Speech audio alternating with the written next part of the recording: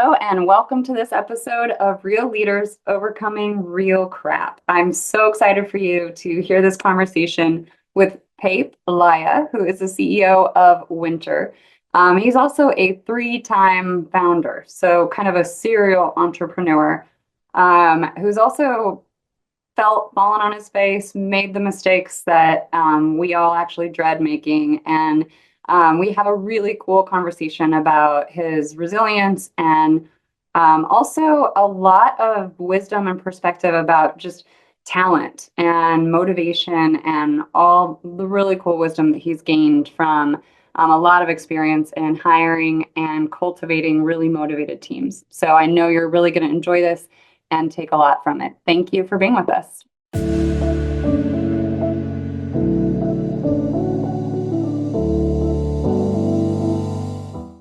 Welcome, Pape. Thank you so much for being here and on this crazy little podcast where I ask you tough questions about some of the most uncomfortable things you've experienced, and we share it to the world. Thank you for having me.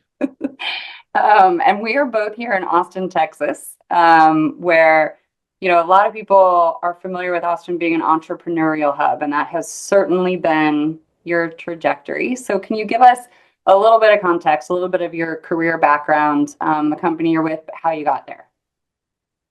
Yeah, I'm the CEO of Winter, which is a market research SaaS business for B2B companies. A company I started 4 years ago.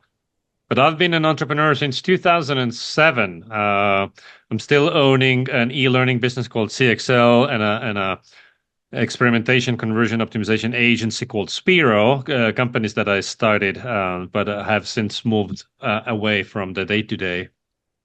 And also I've started another SaaS company that failed back in the day, maybe 15 years ago.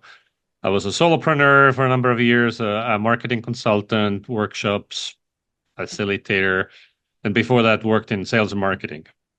All right. So went from sales and marketing as your primary skill set to all of a sudden starting and selling companies. Yeah, I mean, I studied IT in college, and my first job was a programmer, a software developer, Okay. and that's when I learned I hated it. And I was like, I need to change my career. What do I do? And then it's like, well, people always need salespeople, so I jumped into sales and it's specifically nonprofit sales fundraising. Yeah. Yeah. So your personality probably lends you to sales and marketing. It's something that is natural for you, but you have been someone who's been really diligent about learning the trade and being able to share that with other people, share your skills, start companies. But can you tell us like what led to you really becoming a founder? Why not just keep being excellent at the role that you're in, being in senior leadership roles in sales? Why did you want to start your own thing? I was an accidental entrepreneur. I was one of those people who was early in remote jobs. So I had a remote job in 2007, so I could live anywhere in the world. It was sales through Skype back then. And I decided to learn Spanish, so I bought a one-way ticket to Panama and moved to Panama. But then that company ran into financial troubles and they couldn't pay me after a while. And so I found myself in Panama and I didn't want to leave and I needed income.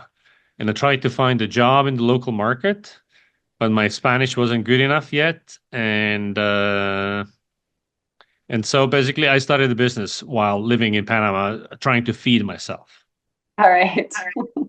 I've talked with a lot of founders and entrepreneurs who also call themselves accidental, right? It's just things happen but something that they all seem to have in common is being comfortable with risk and Yeah. courageous, right? And that seems to be a theme for you.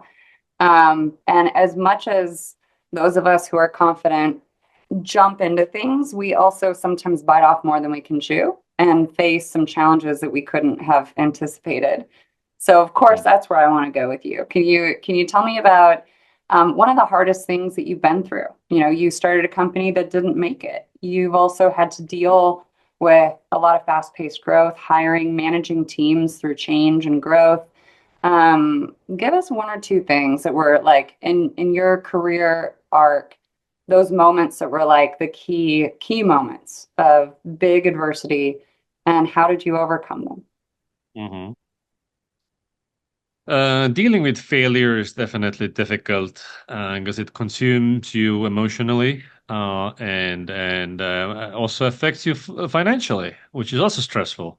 Hmm. And so I started this SaaS company called Traindom in 2009, and I poured my heart, my time into it. I did like 12-hour days for 2 years. And it was a zombie business. Zombie business meaning that it wasn't dead, but it wasn't quite alive either. Okay. Like it had some revenue and some customers, but it just not significant amount of revenue. I think we never cut past 10K a month. And I was like, and then after 2 years, I was like, okay, I'm out of ideas. I have no experiments left. I gotta just kill it. And that was, like the sunk cost. It was like, oh my God, all this time that I've put into it. So that was very hard. Um, and the way to get over it was to hop on the horse again. So immediately start another business. And and the key thing I learned there, I worked the same amount on the next business, but in comparison, success came easy. Hmm. So like there was a big lesson there in terms of that some businesses are just easier, meaning like the timing is better, maybe the product market fit is better. Many things are just remove some obstacles and it just the ball rolls faster. Yeah. Yeah. It's sort of like a good relationship or a bad romantic relationship where you're in a couple bad relationships and you're like, wait a second, things don't really need to be this hard, right? But we Yes. don't know that in the moment. And then we move forward, have a better relationship, a better business, and you realize this is more how it should be. There should be some momentum and you shouldn't have to be trying to force something into a market that doesn't want it. Hmm. Yeah. Yeah. Hmm. But it's hard to let go. Like you said, that's the psychology of the sunk cost. I've already Hmm. invested so much into this, I can't let it go. And that's a mistake a lot of entrepreneurs make, I think. Absolutely. I mean, so many people start businesses that are zombie businesses just to make some money, and you Mhm. have this illusion that it's going somewhere. Or maybe like if I just stick with it, and it's important to stick with stuff, of course. Success is gonna take time, but now I think if you don't do like I want to say 500,000 of revenue in year one, you need to kill that business. Yeah. Yeah. Yeah. Okay. Cool. So switching gears from the business side of things, let's talk about the people side a little bit. Hmm. They say that culture eats strategy for breakfast. And when we're growing a company, we've got a relatively small team. We need to make sure that everyone's optimized and performing, right?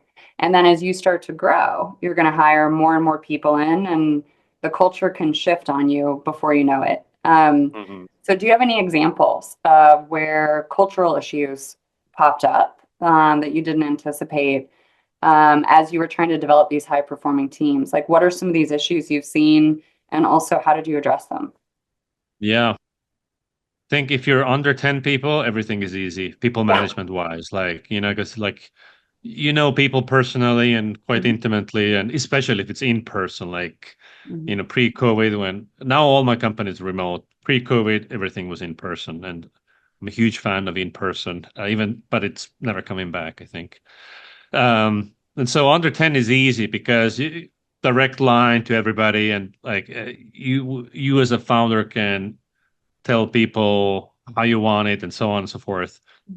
But as soon as you need middle management, team leaders, there's multiple levels, things get complicated suddenly. Yeah. And that's usually, I want to say, around, definitely a 20 people mark, but somewhere between 10 and 20 people, it gets more complicated and then, keeps getting more complicated. And a couple of examples that come to mind was you want to, as a boss, you want to be a nice person and give people you want to give people all kinds of benefits and like and fun. And so and the impact those benefits have, and it just diminishes. So for instance, we started to do, I'll pay for your lunch. You're like, company pays for, and week one, hooray, free lunch, woohoo, fantastic. And a couple of weeks go by, and then and this was a temporary thing we did. I think we were moving offices or something like this, and in the end, it was like, where's my lunch? It became like people expected it. It wasn't a nice bonus anymore. And it became a source of frustration. They were like Mhm. complaining about what the lunch was and things like this. So my lesson there was like, if once you start giving people something nice, you need to give it forever because you Mhm. can't take it away anymore. Same with like annual bonuses. Oh, I'm gonna motivate you by giving you annual bonuses. And in the end, people just expect the bonus, and it's not anymore. I'm going to bust more ass to get that bonus. I'm getting that bonus. And so, if you don't get a bonus, of course, it's extremely demotivating. Um, so, I think like structuring bonus systems, you need to measure it very hard, whether it's like how you create that structure and like, is it really doing anything positive? Right. Yeah. Or is it creating a conflict? Yep. Yeah. There's I don't know if you've read the book Drive by Daniel Pink, but it's a really good kind of overview of more recent research on motivation. And Right. People need autonomy and all those things, right? yes, autonomy, mastery, and purpose were the three Hmm. things. And that creates intrinsic motivation. And I've talked with a lot of CEOs about compensation, bonuses, employee recognition, and that it ends up just being this massive frustration because we're trying to use that carrot um, instead of just looking at what about our work is intrinsically motivating and how do we create more opportunity for that, right? Instead of giving people ping pong tables and free lunches, let's challenge Yes. them and help them feel connected to the meaning and the purpose of our work. And that's a Hmm. really big shift in a lot of business owners because we've all been led a certain way and we had certain bonus structures and compensation expectations. But if you actually understand people, you understand a lot of that doesn't work very well. Hmm. Yep, absolutely. You're right. And I find that, this intrinsic thing that people have, like maybe it's, I don't know how accurate it is to use these terms, but like the A players and the B players. So what I have observed over the years is that for certain people who are just curious, genuinely interested in what they're doing and want to improve and spend a good chunk of their free time on learning and practicing, trying to get better because they're actually interested in what they're doing, right? Mhm. And every single baller that I know is like that.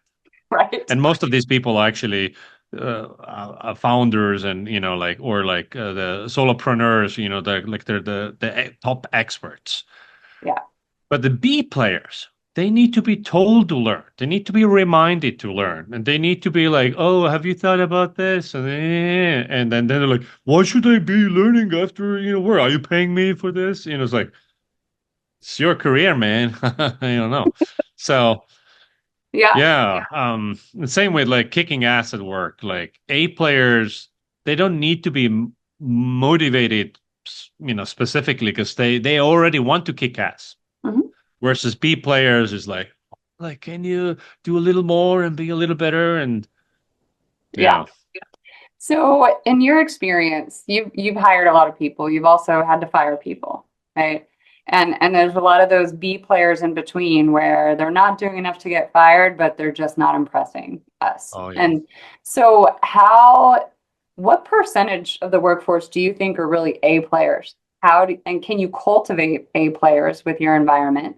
Are they just born that way? Can you make a B Hmm. player an A player? Like, what have been some of your strategies around this? It's a multifaceted thing.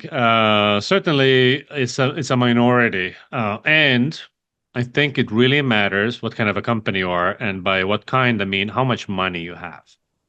So, if you are Netflix, right? You can afford to pay well above market average and Right. have that talent density of everybody's amazing. I have several friends who work at Google and they're like, oh my God, all my colleagues are geniuses, right? Now, if you're a bootstrapped small business, a startup, that's not the reality. You cannot never pay more than Google's and Netflix's of the world. In fact, like you pay way less, considerably less. So you cannot afford the very best people. You might get lucky by hiring a young star, up and coming star, who maybe doesn't know that they could work at Google, or maybe they don't have the resume to work at Google yet. But like, I have gotten lucky a number of times. It's not due to my amazing recruitment skill. I just got lucky with some youngsters that later became, super ballers and went on to big companies. Uh, and can you cultivate talent? I'm sure you can. Same thing is like, if you read books like Radical Candor, the author Kim Scott says that, oh yeah, a manager should spend 80% of their time coaching and training people. Well, that's not the reality for any small business because at small businesses or SMBs, every manager, including the CEO, is also an individual contributor. They have Absolutely. shit they need to do. Yeah. And time for coaching people is maybe 5% of the week, not 80%. And hence, realistically, you don't have the time to coach and turn people into A players. So you really need to rely on finding these people. You need them to, my observation is that if a new hire is not an essential team player within the first 30 days, they will never become one. Oh. And if I raise doubts about a certain employee, like, this person is, whatever, too slow, too sloppy, something, is off. And I'm wondering, did we make a hiring mistake here? Mhm. And okay, let's do coaching, more one-on-ones, like this, I think there's one case in my history where in the end, in the end, I ended up firing these people. Every time that I have doubts and I give them more time because that's what you want to do. You want to be a good person and hope this will figure itself out and, like give feedback. Uh, Yeah, I can think of one case where I thought I'm going to fire the person, but through coaching, this person became amazing. But almost always, no. Okay. And that kind of leads us to another really interesting part of the whole talent picture is it's our job to try and get really clear about who's a good fit for the role and who's not and avoid hiring people that just aren't going to make it, right? And Yeah. I see a lot of confusion when it comes to hiring. They say hire slow, fire fast, but I Hmm. think hire smart and thorough. Be really clear about what are the traits that it takes to be great at this, and it's not all found on a resume. So, what have you found to be certain traits that you look for to see that someone's going to be able to emerge into an A player or at least be successful in their job? Like, what are some of the Yeah, things that maybe you wouldn't think of that aren't on a resume? totally. I'm really looking for geeks in the sense that they love to geek out on their topic. If they're a marketer on marketing, and they're reading day and night, and maybe they have their own newsletter, and they're doing some extracurricular activities. They Okay. have some side hustles. They're doing because they love it. Like they're showing actual interest. They're in competition. They're in nonprofits. Like whatever the thing is, like to show the commitment, the proactivity. You Mm-hmm. can't be a proactive person. Also, I mean, you're looking for signs of like, what does a proactive person look like? And proactive people are already proactive. This idea that, this case that in marketing, oh, you want also people to be social media marketers, meaning that you want them to be thought leaders on LinkedIn and whatever. I have never ever seen that you hire somebody who's never posted on LinkedIn or twice a year, and now it's their job to post on LinkedIn, and now they're suddenly amazing at it. It Right. never happens. You hire somebody who's already posting every day on LinkedIn and is Okay. already amazing at it, right? Yeah.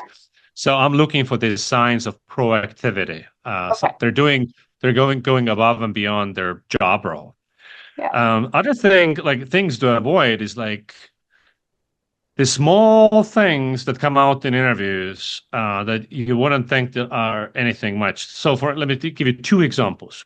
So I was hiring a salesperson and doing a reference check. During the reference check, the previous boss says, I asked them, was there any period where this person was not performing well, and what happened? So yeah, there was a thing where this guy had nowhere to live, like had to stay at a friend's house, and then his performance plummeted. But like, what are the odds of this happening? This is a person with an 80K base, so not a poor Right. person, right? I ended up hiring this person, and after a couple of months, his performance completely tanked. I'm like, what's going on, dude?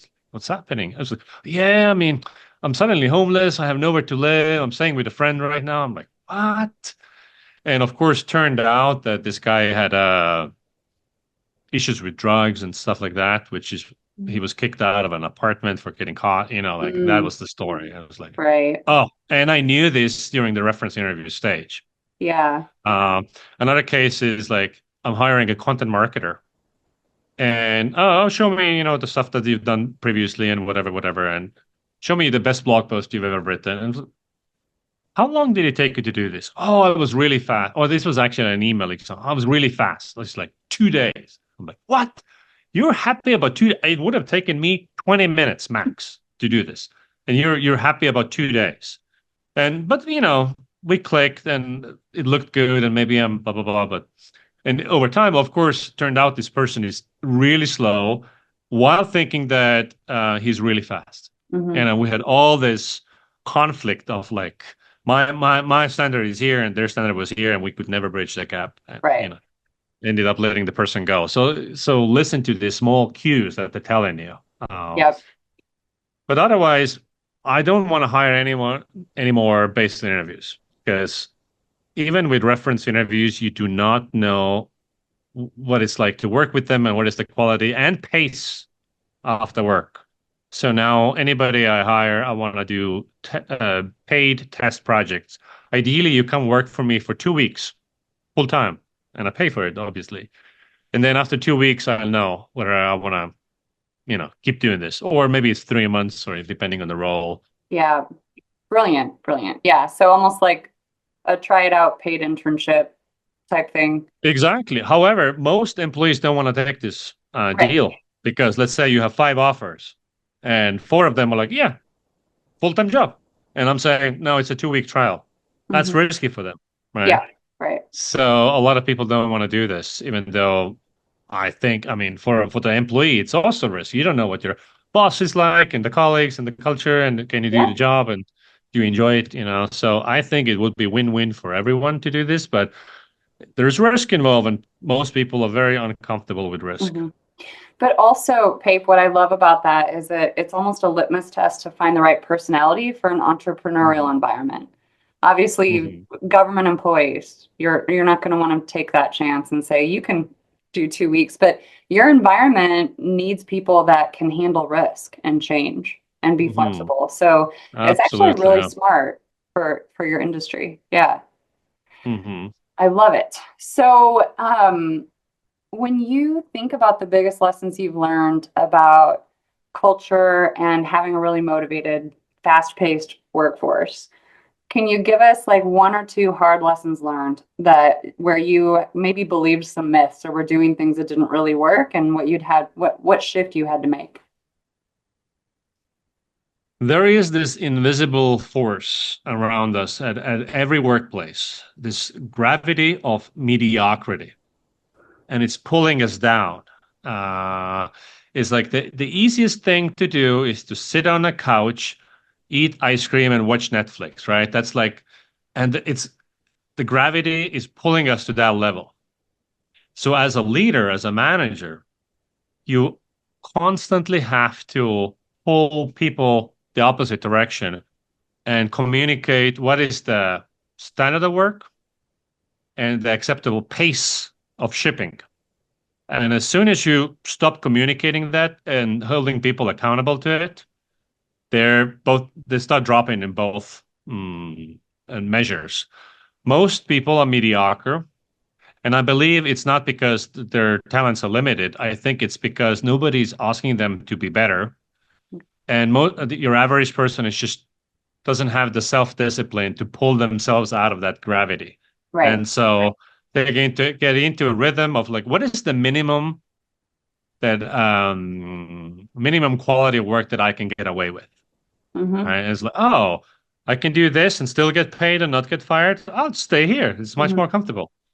Yeah. So, and it's very uncomfortable to constantly ask, where is this? Have you done that? Show me this. Where is this?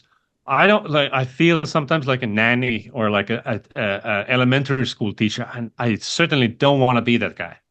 I hate that part of my job where I need to hold people accountable. I want you to just kick ass and like I'll get out of your way. You just kick ass over there. Unfortunately, at least maybe it happens at Netflix, but at your average SMB startup, that's part of the manager's job. You need to